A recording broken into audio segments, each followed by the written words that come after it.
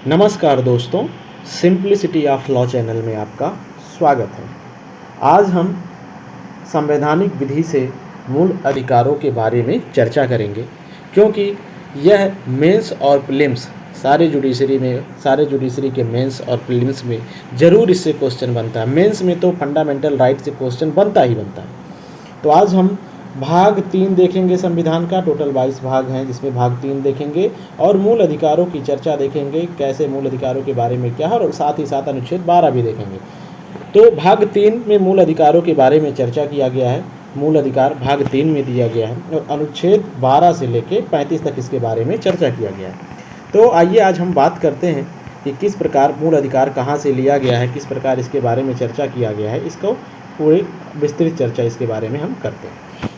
तो अगर हम बात करें मूल अधिकार कहाँ से लिया गया, किस प्रकार से आया, तो यह है मूल अधिकार जो है वो विधि शास्त्र यानी जूरिस्प्रूडेंस की प्राकृतिक या नैसर्गिक विचारधारा की देन है।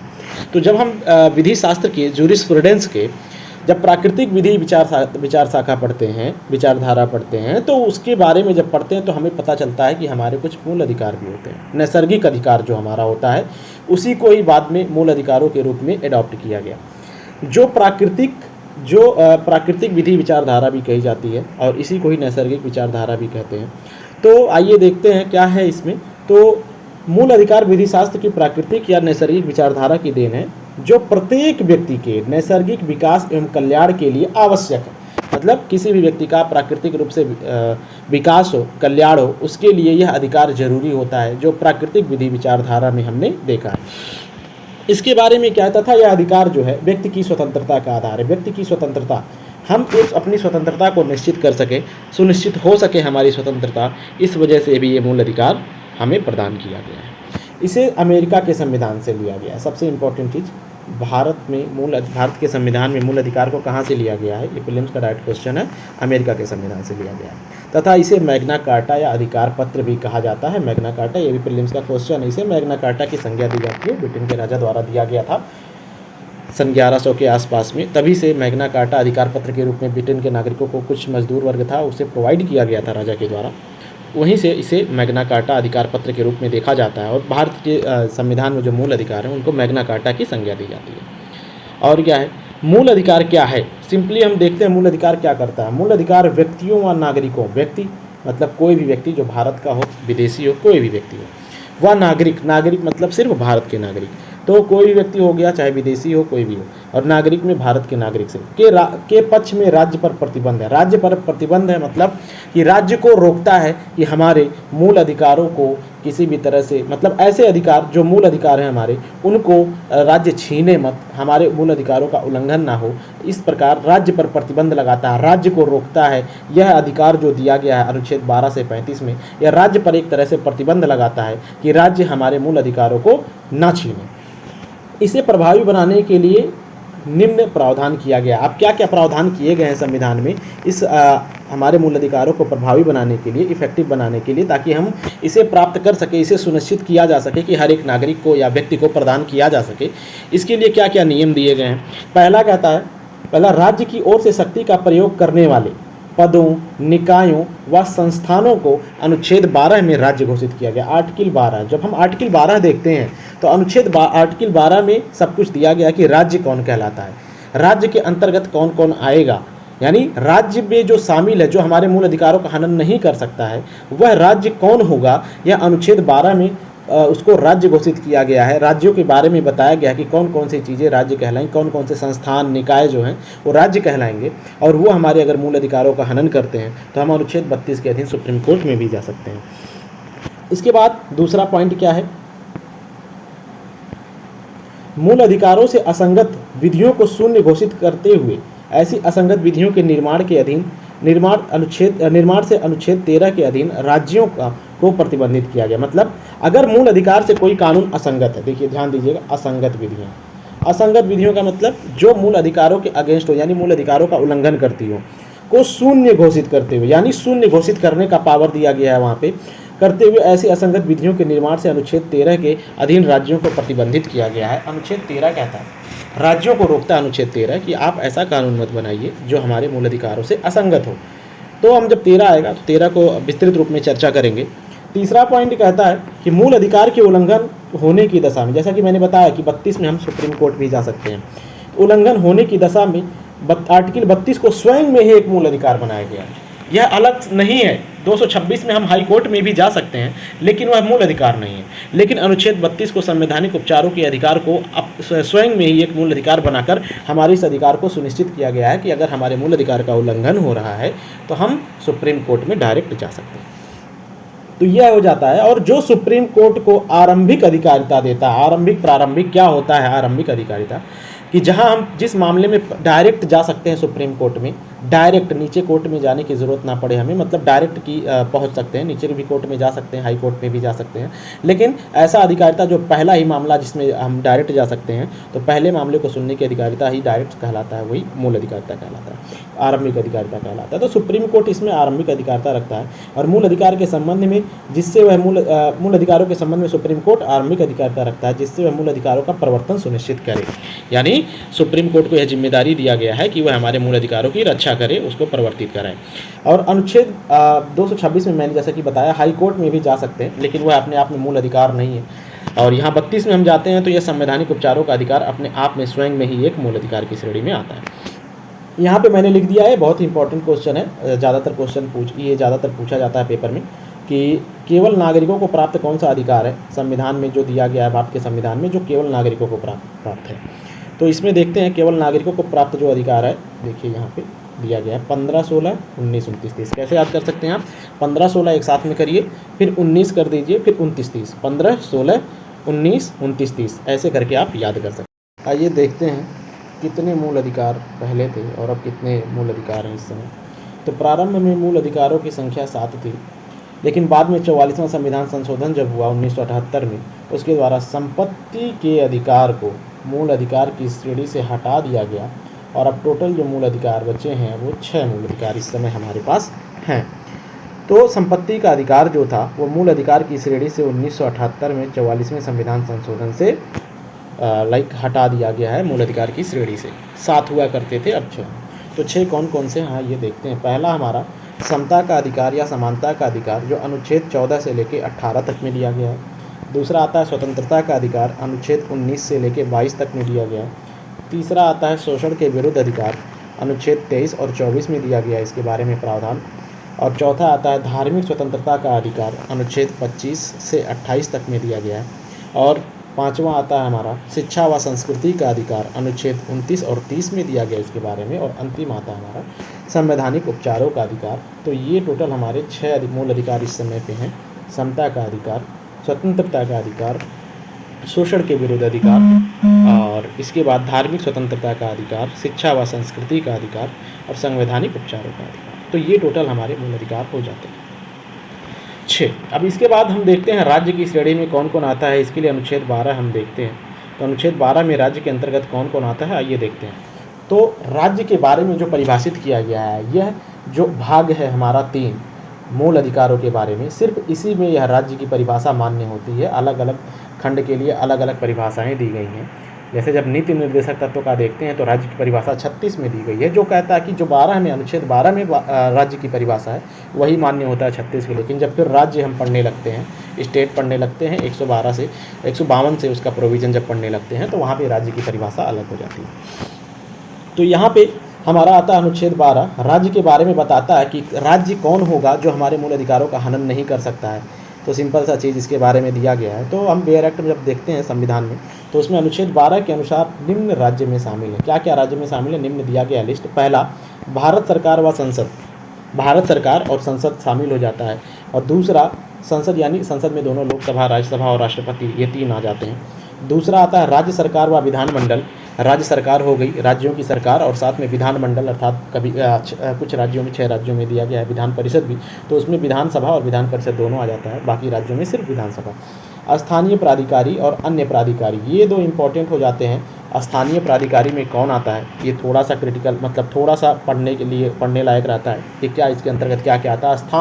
स्थान विशेष पे जो निकाय संस्थाएँ रहती हैं उनको कहते हैं। और चौथा आता है अन्य प्राधिकारी। ये अन्य प्राधिकारी अन्य लिख के ही स्पष्ट कर दिया, क्लियर ना होने के कारण जब भी सुप्रीम कोर्ट का जजमेंट आता है उसके थ्रू हम लोग जानते रहते हैं कि कौन ये स्टेट के अंतर्गत आता है, राज्य के अंतर्गत आता है कि नहीं आता है। फिर उसके बाद सुप्रीम कोर्ट के द्वारा कुछ परिभाषाएं दे दी गई, कुछ मानक दे दिए गए राज्य को मानने के लिए कि यह चीज़ राज्य कहलाएगी या नहीं कहलाएगी।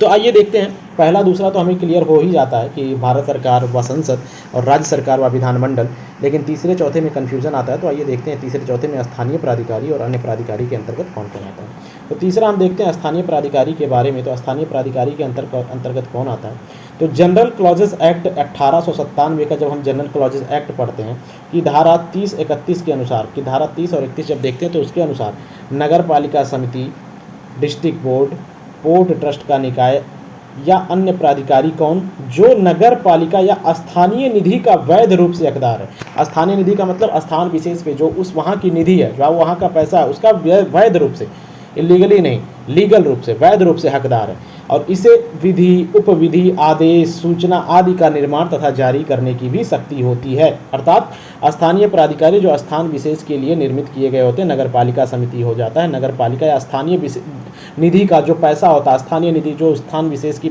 निधि होती है, पैसा होता है, वहाँ का जो वैध रूप से हकदार होता है, और उसे नियम, कानून, विधि, उपविधि, आदेश, सूचना आदि का निर्माण करने का, जारी करने का शक्ति होता है। तो ये कहलाता है स्थानीय प्राधिकारी, स्थान विशेष के लिए बनाए जाते हैं। और इसके बाद आता है चौथा अन्य प्राधिकारी।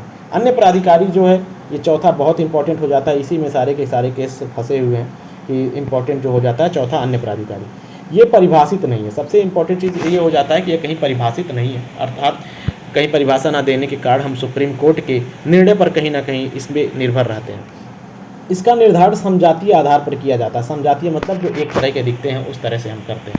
समझातीय आधार जब अब आप लोग इंटरप्रिटेशन पढ़ाऊंगा आप लोगों को, तो वहाँ पे मिलेगा आपको इजस्डम जनरस का प्रिंसिपल मिलेगा, तो वहाँ से मिलता है और इसके बारे में हम वहाँ पे चर्चा करेंगे। तो आधार पर किया जाता है, इजस्डम जनरस, ये आर रहेगा, आर बीच में जनरस रहता है। सेम काइंड थिंग, एक ही तरह की चीज़ें जो होती हैं उन्हीं के बारे में बात करता है। तो ये बाद में अस्वीकार कर दिया गया था समझातीय आधार को, क्योंकि इसके बाद में बहुत सारी परिभाषाएं बनने लगी अलग अलग, तो इस वजह से सुप्रीम कोर्ट ने इसको चेंज किया। अब इसके बारे में केसेज क्या हैं इसको आइए देखते हैं।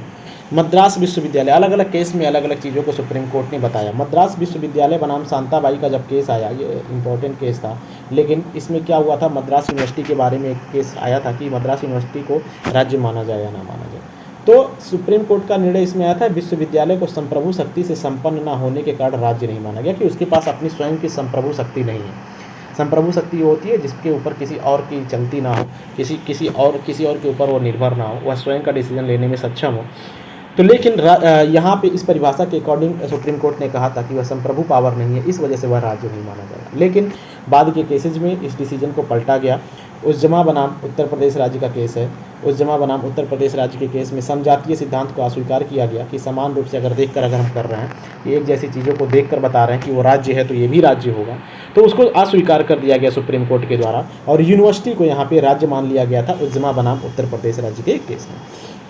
इसके बाद केस आता है सुखदेव बनाम भगत राम का केस आता है। सुखदेव बनाम भगत राम के केस में क्या होता है कि सुखदेव सिंह बनाम भगत राम में सर्वप्रथम जज मैथ्यूज, यहाँ पे जस्टिस थे मैथ्यूज, जज मैथ्यूज थे यहाँ पे, के निर्णय में असहमति के 4-1 का बहुमत हुआ था, उसके निर्णय में इन्होंने असहमति व्यक्त किया था। कैसे असहमति व्यक्त किया था, इन्होंने अभिकरण की संकल्पना की। ये बहुत ही अलग, बहुमत से अलग थे, ये बहुमत से पूरा अलग डिसीजन था।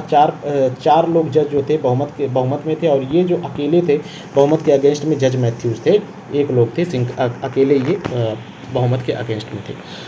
तो इन्होंने अभिकरण की संकल्पना, एजेंसी की संकल्पना दी, जो अभी आगे चल के हम देखेंगे। किसी भी केंद्र सरकार का एजेंसी के बारे में बात करते हैं तो वह भी राज्य कहलाएगा, इन्होंने यहाँ पे कहा था, लेकिन इनकी इस मत को स्वीकार नहीं किया गया। अब आइए देखते हैं आगे। तो इसके बाद आता है रमन्ना दयाराम शेट्टी का केस। ये बहुत इंपॉर्टेंट केस है, आप लोग इसको ध्यान भी रखिए। आर.डी. शेट्टी बनाम international airport authority of India, 1979 का केस है, ये ध्यान रखिएगा, ये बहुत इंपॉर्टेंट केस है।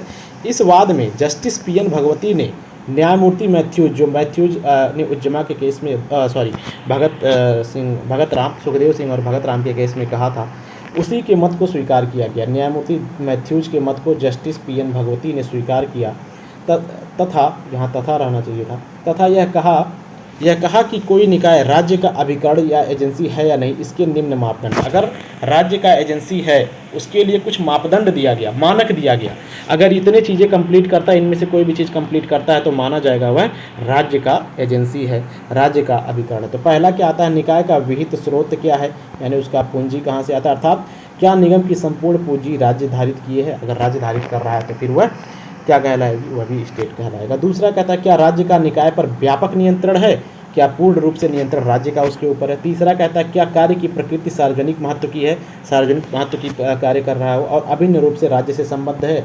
चौथा कहता है क्या कोई राजकीय विभाग निगम को हस्तांतरित किया गया है, जिस एजेंसी के बारे में बात किया जा रहा है क्या राजकीय विभाग निगम को हस्तांतरित किया गया, मतलब कोई सरकार का कोई विभाग है, कोई मंत्रालय है, उसको हस्तांतरित किया गया है। पांचवा पॉइंट कहता है कि क्या निगम को एकाधिकार की स्थिति प्राप्त है, एकाधिकार मतलब उसके ऊपर किसी और का अधिकार नहीं है, जो राज्य प्रदत्त एवं राज्य संरक्षित है, कि राज्य के द्वारा दिया गया है और राज्य के द्वारा संरक्षित है। तो ये 5 चीज़ों के कोर्ट ने मानक दिया। अगर इन चीज़ों में हमारा अगर इसका आंसर हाँ में आता है तो फिर उसके बाद वह भी राज्य ही कहलाएगा। और वह अगर हमारा ऐसा कोई कानून बनाता है जो हमारे मूल अधिकारों का उल्लंघन करता है तो वह भी शून्य हो जाएगा। तथा कोर्ट ने यह भी कहा कि ये मात्र दृष्टांत है, इससे अन्य भी हो सकते हैं, मतलब कि इसके अलावा भी चीज़ें हो सकती हैं, राज्य में आ सकता है। यह एक मात्र दृष्टांत है, जो 5 चीज़ें बताया गया है कोर्ट के द्वारा, वो 5 मानक जो बताया गया, यह एक मानक है, ना कि कंप्लीट नहीं है ये। इसके अलावा भी अगर कोई चीज़ है तो वह भी इसके अंतर्गत आ सकता है, यानी वह भी राज्य कहला सकता है। इसके बाद एक केस है अजय हाशिया बनाम खालिद मुजीब का केस है, यह भी इंपॉर्टेंट केस है। इसमें सोसाइटी रजिस्ट्रेशन एक्ट के अंतर्गत रजिस्टर्ड जो सोसाइटियाँ होती हैं, जो सोसाइटी रजिस्ट्रेशन एक्ट के अंतर्गत जो रजिस्टर्ड हुई हैं वो केंद्र सरकार की एजेंसी मानी जाती है, और ऊपर मैंने बताया एजेंसी है तो वह राज्य कहलाएगा। और कुछ चीज़ों के बारे में जजमेंट में ही आया था कि ये राज्य नहीं कहलाते हैं, जैसे निम्न राज्य नहीं है तो सहकारी समितियां जो हैं वो राज्य नहीं कहलाएगा, एनसीईआरटी राज्य नहीं है, कोर्ट जो है जब न्यायिक कार्य करे तब राज्य नहीं है, प्रशासनिक कार्य कर रहा होता है तो राज्य कहलाता है, पब्लिक लिमिटेड कंपनी है तो वह भी राज्य नहीं है, संवैधानिक व संसदीय अध्ययन संस्थान है तो वह भी राज्य के अंतर्गत नहीं आता है। न्यायपालिका के बारे में जब बात करते हैं, जब न्यायिक कार्य कर रही होती है न्यायपालिका जब न्यायिक कार्य कर रही होती है तो वह राज्य नहीं होती, यानी जुडिशियल वर्क अपना कर रही होती है। लेकिन जब एडमिनिस्ट्रेटिव वर्क कर रही है, प्रशासनिक कार्य कर रही है, तब उसे राज्य माना जाएगा। इसको कुछ केसेस में बताया गया था, जिसमें पहला केस इंपॉर्टेंट है, रति लाल का केस आता है, बॉम्बे राज्य बनाम बॉम्बे राज्य का केस है, जिसमें कहा गया था कोर्ट अगर प्रशासनिक क्षमता में कार्य करे तो राज्य होगा। प्रशासनिक क्षमता का मतलब होता है जब नियुक्ति वगैरह कर रही होती है कोर्ट, तो वह राज्य कहलाएगा। इसके बाद आता है नरेश श्रीधर का केस, नरेश श्रीधर बनाम स्टेट ऑफ महाराष्ट्र का केस है। में न्यायालय ने कहा कि न्यायिक कार्य करते हुए राज्य नहीं होगा तथा हम कोर्ट के विरुद्ध रिट नहीं जारी कर सकते, अर्थात राज्य जो राज्य होते हैं और हमारे मूल अधिकारों का उल्लंघन करते हैं उन्हीं के खिलाफ आर्टिकल 32 में हम रिट जारी कर सकते हैं, कोर्ट ने कहा। लेकिन जब कोर्ट राज्य ही नहीं है तो उसके खिलाफ हम रिट नहीं जारी कर सकते हैं। जब वह न्यायिक कार्य करते हुए कार्य कर रहा है न्यायालय, तो फिर उसे हम राज्य नहीं कहेंगे। AR अंतुले वर्सेस RS नायक का भी केस इंपॉर्टेंट है। मूल अधिकार हनन की दशा में, उल्लंघन की दशा में कोर्ट के विरुद्ध 32 में नहीं जा सकते, कोर्ट स्वयं रिकॉल कर सकता है, कोर्ट खुद बुलाकर अगर जांच करना चाहता है तो कर सकता है, लेकिन हम कोर्ट के खिलाफ 32 में नहीं जा सकते हैं। और इस तरह कई मामलों में कई अन्य संस्थाओं को अन्य प्राधिकारी मानते हुए राज्य माना गया। तो सुप्रीम कोर्ट ने जजमेंट में अपने नए अलग अलग जजमेंट में कई चीज़ों को राज्य माना, तो जिसके अंतर्गत ये सारी चीज़ें आती हैं। तो आप यहाँ पे देख सकते हैं इंपॉर्टेंट केस अनुच्छेद 12 के हो जाते हैं और सारी चीज़ों की मैंने बताया। और इसके बाद अनुच्छेद 13 आता है, 13 के बारे में जल्दी वीडियो अपलोड किया जाएगा, और आप लोगों की कोई भी क्वेरी हो तो ज़रूर बताएं। और आप लोगों को ज़रूरत हो तो ये PDF मैं ग्रुप में डाल दूँगा, आप लोग ग्रुप को फॉलो कर सकते हो। टेलीग्राम पे हमारा ग्रुप है और वहाँ से आप लोग ग्रुप के बारे में जाकर देख सकते हैं। ग्रुप को ज्वाइन कीजिए, लगभग सारे मेंबर तो होंगे ही ग्रुप में, लेकिन आप लोग भी जाकर वहाँ पे ज्वाइन कीजिए। ग्रुप का मतलब नाम है judiciary and LLB notes in Hindi and simplicity of law YouTube channel, ऐसे करके। तो ठीक है दोस्तों, आगे हम मिलते हैं बहुत जल्द अनुच्छेद 13 के साथ में। ओके, धन्यवाद, आपका दिन शुभ रहे।